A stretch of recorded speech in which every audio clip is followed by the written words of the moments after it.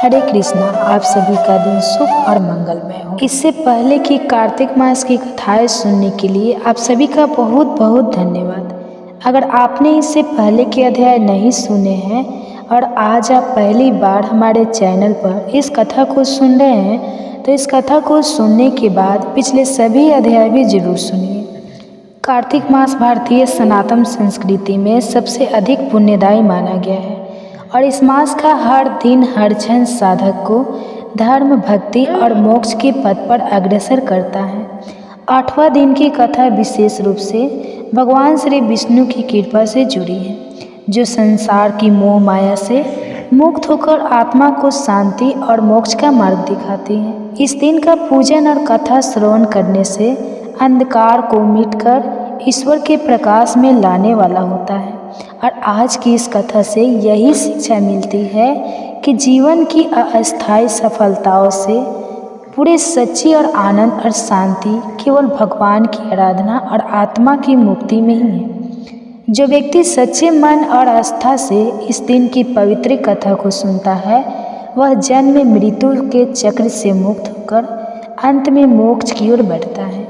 एक बार की बात है, राधा रानी को एक सर्प ने काट लिया। राधा जी की सारी सखियाँ दौड़ी आई माँ के पास और कहने लगी, माँ चलकर अपनी बेटी को देखो, एक काले सांप ने डस लिया है और राधा के सिर से और वह बेहोश हो गई है। अब इसके विष को उतारने के लिए किसी गुनी को बुलाना पड़ेगा। माँ ने सुना तो डर गई और रोते रोते राधा जी को अपने हृदय से लगा लिया। एक सखी कहने लगी, माँ यदि राधा जी को ठीक करना है तो श्री कृष्ण जी को बुला ला। अगर कृष्ण जी आ जाएंगे तो राधा जी तुरंत ही जीवित हो जाएगी, क्योंकि श्री कृष्णा गुरूर है, तीनों लोकों में उनसे श्रेष्ठ कोई नहीं है। सूरदास जी बता रहे हैं कि राधा रानी को ठीक करने के लिए आज कृष्ण जी को बुलाया जा रहा है। अब राधा रानी की सखियाँ कृष्ण जी की मैया यशोदा के पास आई और कहने लगे, मैया तुम्हारा कृष्ण सांप के विष को मंत्रों से उतारने वाले गुरूर हैं, आप अपने पुत्र को हमारे साथ भेजो। तो राधा रानी को काले सांप ने डस लिया है। मैया यशोदा ने सुना तो सुनकर मुस्कुराने लगी कि अभी थोड़ी देर पहले तो राधा मेरे घर आई थी। राधा रानी की मूर्छा के मूल कारण को समझकर मैया यशोदा चुप हो गई और सखियों को अपने हंसने का कारण नहीं बताया। अब मैया यशोदा कान्हा जी को पुकारने लगी, कहने लगी, कान्हा राधा के यहाँ कृति नाम की ग्वालिन तुम्हें बुलाने आई थी, तुम वहाँ चले जाओ। सुना है राधा को काले सांप ने डस लिया है और तुम कब से गढ़नी बन गए। तुम माँ ने जल्दी जाओ मुस्कुराकर विष छुड़ाओ।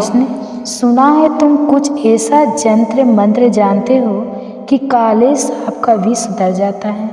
अब भगवान श्री कृष्ण जी गरूड़ी बनकर वहाँ आ गए। जब वृष भानु सुता राधा ने सुना तो मन में बड़ी प्रसन्नता हुई कि श्री कृष्ण तो आज मेरे द्वार पर आए हैं और अपने आप को राधा रानी धन्य समझने लगी।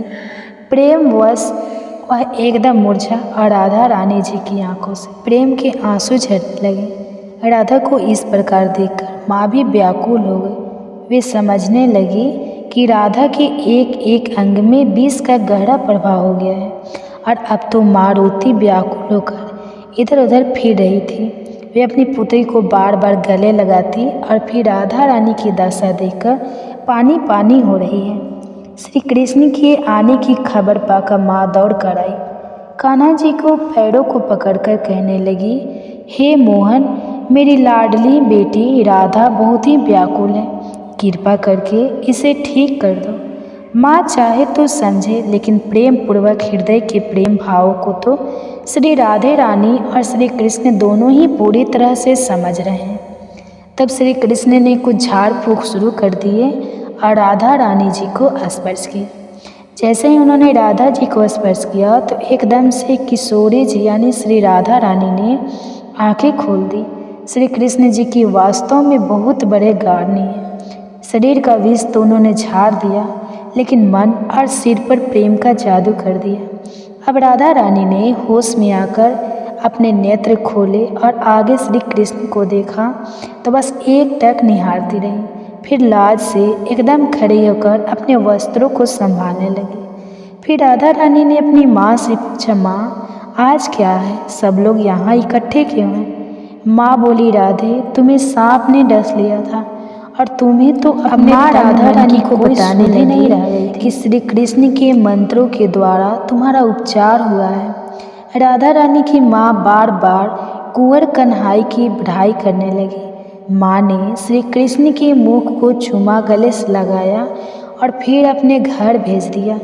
वह कहती है कि मैया यशोदा की कोख धन धान्य है, जिससे श्री कृष्ण जैसे सुपुत्र का अवतार हुआ है। उन्होंने तो तुरंत ही ऐसा उपाय कर दिया कि मेरी बेटी को जिंदा कर दिया। अब माता मन ही मन सोचने लगी कि राधा कृष्ण की यह जोड़ी तो मानो भगवान ने सोच ब्रज के घर घर में अब यह चर्चा चल पड़ी कि कृष्ण जी बहुत बड़े गार्डनी हैं और भगवान ने इस तरह से और भी बहुत सारी सुंदर प्रेम लीलाएं पेश। सुनिए आज की अध्याय। कार्तिक मास को हिंदू धर्म में अत्यंत पवित्र और महत्वपूर्ण माना गया है। विशेष रूप से इस महीने में भगवान विष्णु और भगवान शिव की पूजा का विशेष महत्व होता है। कार्तिक मास की कथा और इसके धार्मिक अनुष्ठानों का उल्लेख पुराणों में मिलता है। यह मास भक्तों के लिए व्रत, उपवास, तीर्थ यात्रा और पुण्य कर्मों का विशेष समय होता है। कार्तिक मास की कथा और इसके धार्मिक अनुष्ठानों का उल्लेख पुराणों में मिलता है। यह मास भक्तों के लिए व्रत, उपवास, तीर्थ यात्रा और पुण्य कर्मों का विशेष समय होता है। कार्तिक मास में स्नान, दान, व्रत और पूजा करने का अत्यंत महत्व है। यह मास पूर्णतः धार्मिक क्रियाओं और आध्यात्मिक साधना के लिए समर्पित होता है। इस अध्याय में हम कार्तिक मास के महत्व, इससे जुड़े पौराणिक कथाओं और इस दौरान किए जाने वाले प्रमुख धार्मिक कार्यों पर चर्चा करेंगे। कार्तिक मास में प्रातःकाल गंगा, यमुना या किसी भी पवित्र नदी में स्नान करने से जीवन में पापों से मुक्ति मिलती है। शास्त्रों में कहा गया है कि जो व्यक्ति इस महीने में नियमित रूप से स्नान करता है उसे मोक्ष की प्राप्ति होती है। गंगा, यमुना, गोदावरी और सरस्वती जैसी नदियों में स्नान करने का विशेष महत्व है, परंतु जो लोग इस पवित्र नदियों तक नहीं जा सकते वे अपने घर के पास किसी भी जलाशय या स्नान स्थान में स्नान कर सकते हैं। ऐसा करने से भी उतना ही पुण्य फल प्राप्त होता है।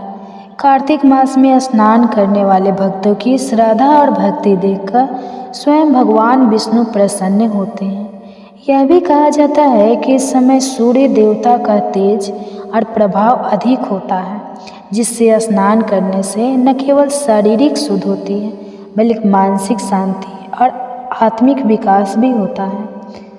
तुलसी का पौधा हिंदू धर्म में बहुत पवित्र माना गया है। कार्तिक मास में विशेष रूप से तुलसी की पूजा की जाती है। इस महीने में तुलसी के पौधे के नीचे दीपक जलाने से विष्णु भगवान की कृपा प्राप्त होती है।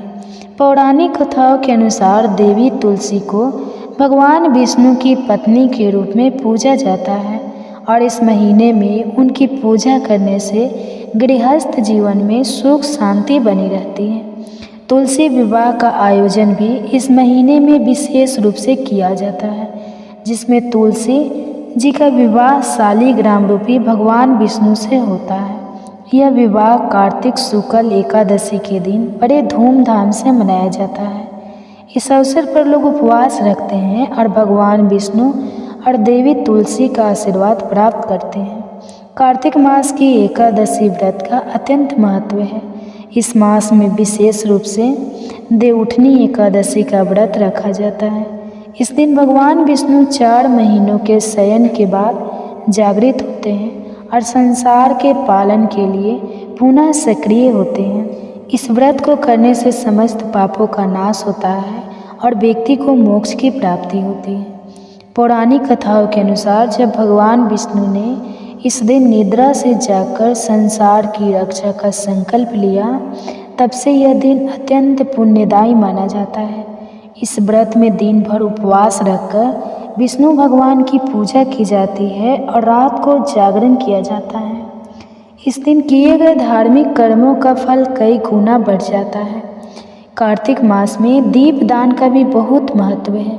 विशेष रूप से कार्तिक पूर्णिमा के दिन दीप दान करना अत्यंत शुभ माना गया है।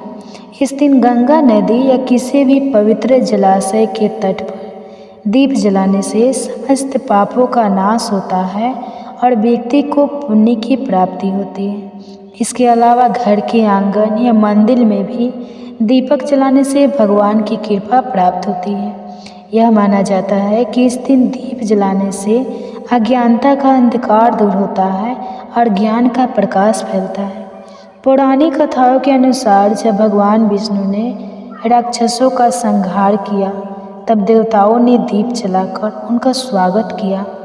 तभी से यह परंपरा प्रारंभ हुई और इसे पुण्यदायी माना गया। कार्तिक मास में दान का भी विशेष महत्व है। इस महीने में गरीबों, ब्राह्मणों और ज़रूरतमंदों को दान देने के पुण्य की प्राप्ति होती है। अन्न, वस्त्र, धन और अन्य आवश्यक वस्तुओं का दान करना अत्यंत शुभ माना जाता है। विशेष रूप से अन्न दान को सर्वोत्तम माना गया है। जो व्यक्ति इस मास में अन्न का दान करता है वह जीवन के हर क्षेत्र में समृद्धि और सुख प्राप्त करता है। भगवान विष्णु को प्रसन्न करने के लिए भक्त इस महीने में विशेष रूप से धर्म और सेवा कार्य करते हैं। भोजन दान, गौदान और वस्त्र दान इस मास में प्रमुख रूप से किए जाते हैं। इसके अलावा इस समय में मंदिरों और आश्रमों में सेवा करना भी अत्यंत पुण्यदायी माना जाता है। कार्तिक मास में विभिन्न धार्मिक अनुष्ठान किए जाते हैं जिनमें व्रत, उपवास, पूजा और मंत्र जाप शामिल है। इस मास में भक्तजन विशेष रूप से भगवान विष्णु और भगवान शिव की पूजा करते हैं। प्रातःकाल सूर्योदय से पहले उठकर स्नान करना और भगवान का ध्यान करना शुभ माना जाता है। इसके बाद भगवान विष्णु की पूजा की जाती है जिसमें उन्हें फूल, अक्षत और तुलसी पत्र अर्पित किए जाते हैं। रात्रि के समय दीप जलाकर भगवान की आरती की जाती है। विशेष रूप से कार्तिक पूर्णिमा के दिन गंगा स्नान और दीपदान का अत्यधिक महत्व है। इस दिन भगवान शिव और विष्णु की पूजा करने से सारे पाप समाप्त हो जाते हैं और मोक्ष की प्राप्ति होती है। कार्तिक मास की पूर्णिमा तिथि को कार्तिक पूर्णिमा कहा जाता है। इस दिन को अत्यंत शुभ और पवित्र माना जाता है। कार्तिक पूर्णिमा के दिन गंगा स्नान, दीपदान और धार्मिक कार्य करने से अत्यधिक पुण्य की प्राप्ति होती है। इस दिन भगवान शिव और भगवान विष्णु दोनों की पूजा का विशेष महत्व होता है। कार्तिक पूर्णिमा के दिन देवताओं का भी पृथ्वी पर आगमन होता है और वे भक्तों को आशीर्वाद देते हैं। इस दिन तीर्थ स्थानों पर विशेष रूप से काशी, प्रयागराज और हरिद्वार में भक्तों की भारी भीड़ होती है। लोग गंगा स्नान करते हैं और दीप दान करके भगवान से अपने पापों की मुक्ति की कामना करते हैं। कार्तिक मास का धार्मिक और आध्यात्मिक महत्व हिंदू धर्म में अत्यंत उच्च स्थान पर है। इस मास में स्नान, व्रत, दान और पूजा करने से व्यक्ति को पापों से मुक्ति मिलती है और जीवन में सुख शांति का अनुभव होता है। कार्तिक मास के दौरान की गई धार्मिक क्रियाएं कई गुना फल देती है।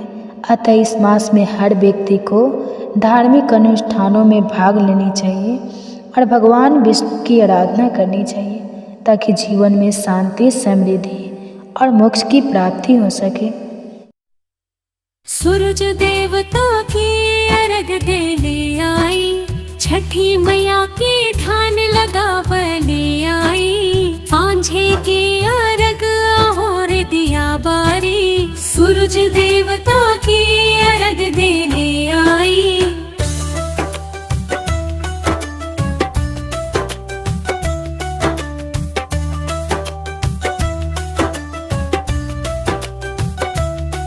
गंगा जी के किनारे बस सुहाई, छठी मैया की कोरा में छाई रे माई। नैया में चढ़ के रे अर्घ देने आई, सूरज देवता की अर्घ देने आई। अर्घ के बेरा आई हो माई, छठी मैया की हम भजन गाई।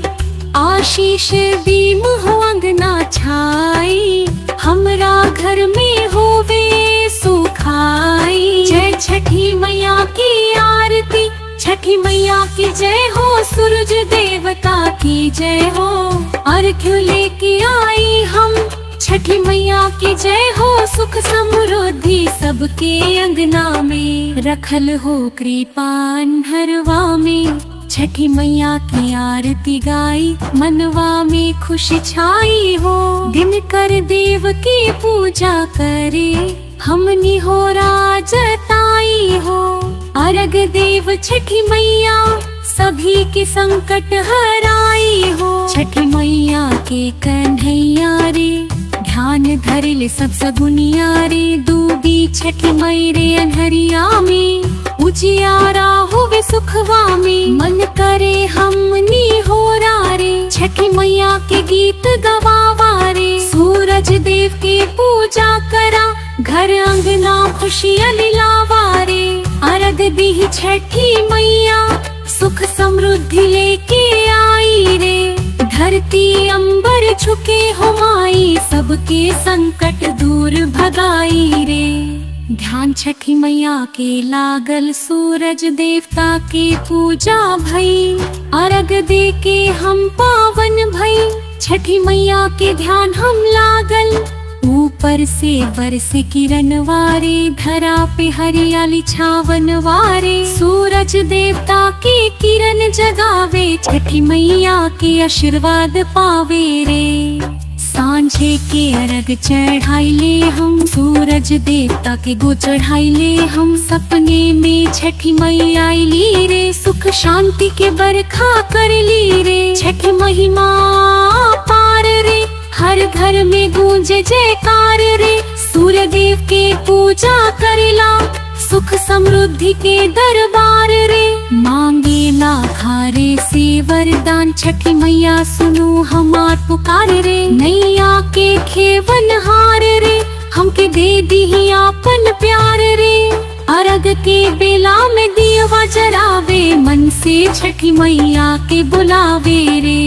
सूर्य देवता के निहोरा करे, सबके मन के दुख दर्द हरावे रे। सूरज देव के अर्घ चढ़ावे, सुख समृद्धि के भेंट चढ़ावे। छठी मैया के ध्यान लगावे, सबके जीवन में ज्योत जगावे।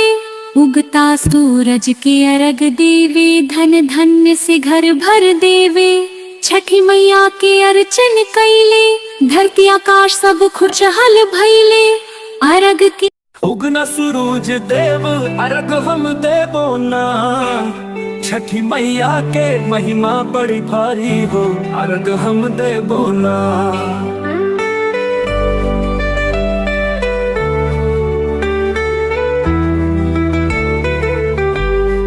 छठी मैया तो हर महिमा न्यारी हो, 4 दिन के व्रत पे बलिहारी हो। कांच के बासन में भरल गंगा जलवा, निसग्न टहर के देखल पियरी चुनरवा।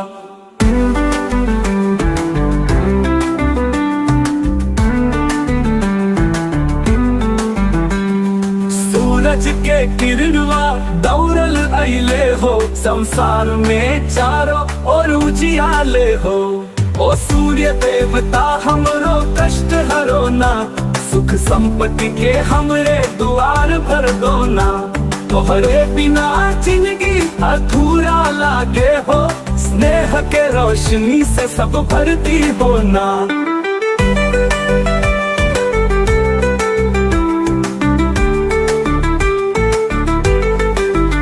डूबे सूरज के अर्घ देनी हम हो, छठ मैया के अंचरा में बना पैनी हम हो। सौगा ठेकुआ कच्चा दूध भर ले बाटी, छठी मैया से हम मांगत निछावर जिंदगी। संधा बिहाने जे अर्घ दे हली हो, मैया के चरणवा में सुख पैली हो।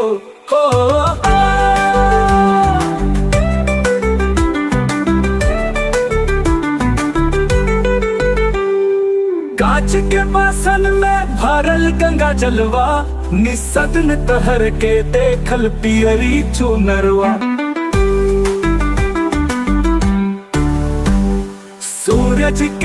किरणवा दौड़ल अइले हो, संसार में चारों ओर उजियाले हो। ओ सूर्य देवता हमरो कष्ट हरो ना, सुख संपत्ति के हमरे द्वार भर दो ना। तोहरे बिना जिंदगी अधूरा लागे हो, स्नेह के रोशनी से सब भर दी हो ना।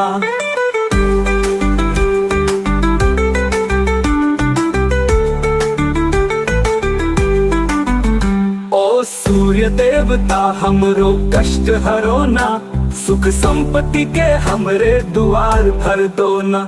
तोहरे बिना जिंदगी अधूरा लागे हो, स्नेह के रोशनी से सब भर दी हो ना। तू बे सूरज के अर्घ देनी हम हो, छठ मैया के अजरा में पनाह पैनी हम हो। सौगठे कुआ कच्चा दूध भर ले बाटी, छठी मैया से हम मांगत निछावर जिंदगी। संध्या बिहाने जे अर्घ दे हली हो, मैया के चरणवा में सुख परदी हो ना। सूरजवा के उगते ही अर्घ दी ही हो, भाई बहन सब मिलके पूजा करबो हो। नदी किनारे सगरी परिवार जुटल हो, छठ मैया के आरती में सब रमा गइल हो। गुड़ गेहूं से बने प्रसाद, सूरज देवता अर्घ देने आई।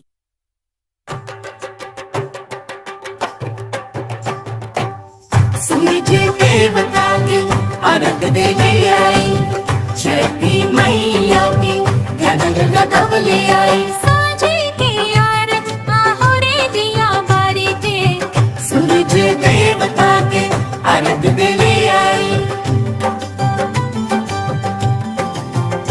गंगा जी के किनारे बसी सुहाई छठी मैया के कोरा में, छाई रे माई मिया में चढ़ के रे अर्घ देने आई। सूरज देवता के अर्घ देने आई।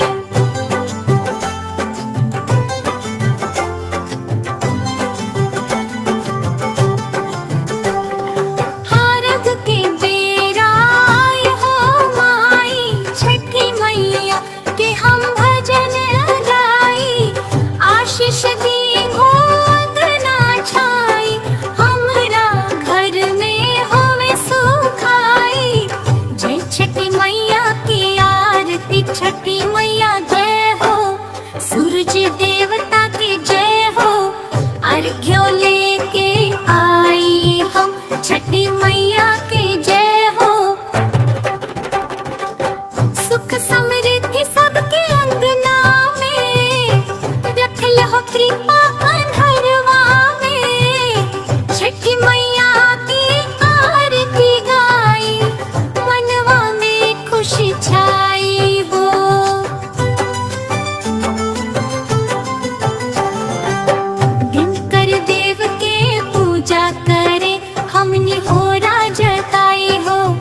अर्घ दे छठी मैया सभी के संकट हराई हो। छठी मई के कन्हैया रे, ध्यान धरे ले सब सगुनिया रे। तू भी छठी मई रे कन्हरिया में, उजियारा हो रे सुखवा में।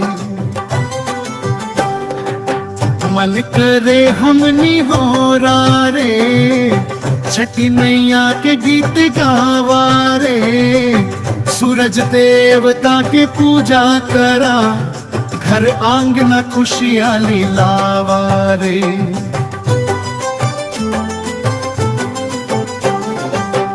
अर्घ दी छठी मैया के सुख समृद्धि लेके आई रे।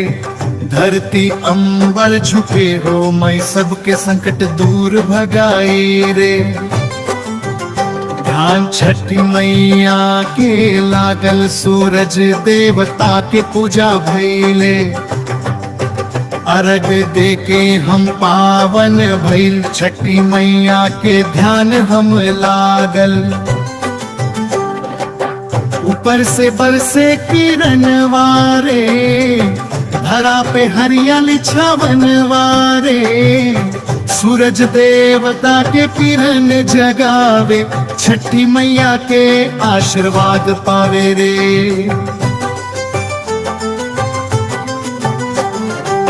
सांझ के अर्घ चढ़ाइले हम, सूरज देवता के गोद चढ़ाइले हम। सपने में छठी मई आईली रे, सुख शांति के बरखा करेले रे। सांझ के अर्घ चढ़ाइले हम, सूरज देवता के गोद चढ़ा